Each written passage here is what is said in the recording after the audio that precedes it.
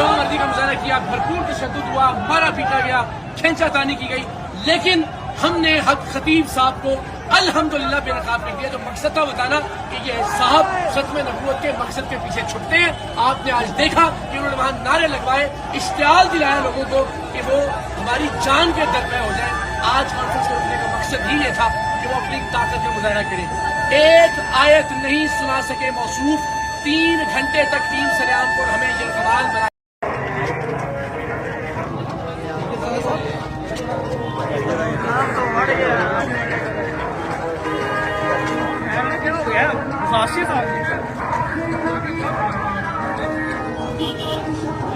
जी इस वक्त आप देख सकते हैं कि इकरार भाई पहुंच गए हैं।